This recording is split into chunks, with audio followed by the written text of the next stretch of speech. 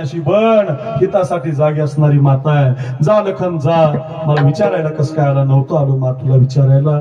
मला दादानं पाठवलं मा म्हणून आलो. चाललास लखन? हो मा. चाललास? मग लक्षात ठेव आजपासून तुझी आई आता सुमित्रा नाही लखन. आजपासून तुझी आई आता जानकी आहे. लखन आजपासून तुझे वडील दशरथ राजे नाही. आजपासून तुझे वडील आता रामचंद्र आहे. जा रे बाबा जा.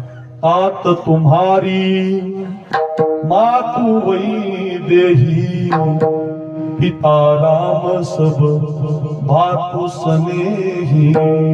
जा बाबा जा. अजून एक गोष्ट सांगते लखन हिताची. त्याला म्हणतात आई हित कसं करते बघा. लेकराचं हित करणारी माता आहे. अजून एक हिताची गोष्ट सांगते लखन. तू माझ्या दादा बरोबर व तुझ्या भाभी बरोबर 14 वर्ष वनवासात चालला. लखन आजपासून तुझ्या स्वप्नात राग रोष लोभ मद मत्सर स्वप्नात सुद्धा नाही आलं पाहिजे. काय माये. आई म्हणतात हित करणारी घरी घेऊन जा. आजपासून तुझ्या स्वप्नात सुद्धा हे आलं नाही पाहिजे.